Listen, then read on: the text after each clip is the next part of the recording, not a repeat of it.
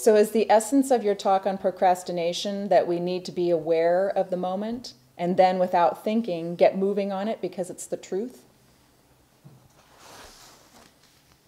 Wouldn't it be nice if it was that easy? Get moving on it.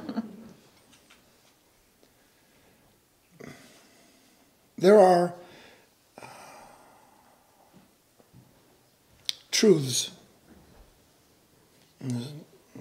wee bitty ones, and then there's large truths. Large truths embody little truths.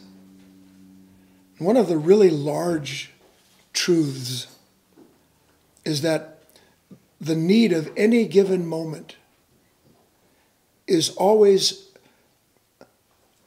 the moment itself and the conditions that have produced it looking for balance.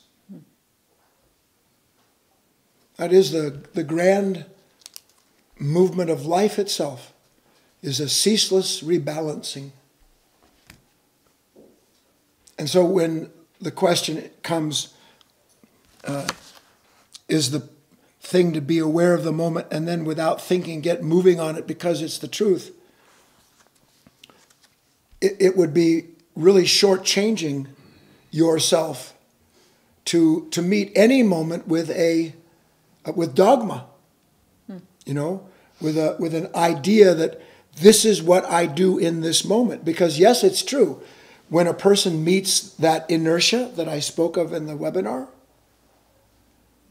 the reason for the inertia really has only half to do with the conditions that are producing it. The other part of that inertia is connected to something in the individual that he or she brought forward with them into that moment. Mm-hmm. And then the moment acts on that. The inertia is the resistance to rebalancing, mm-hmm. to tell you the truth. Do you understand that? Mm-hmm. Is that too subtle? No. It is pretty cool. Because everything in its native state is in a kind of homeostasis, kind of in an inert state. And this nature does not want movement.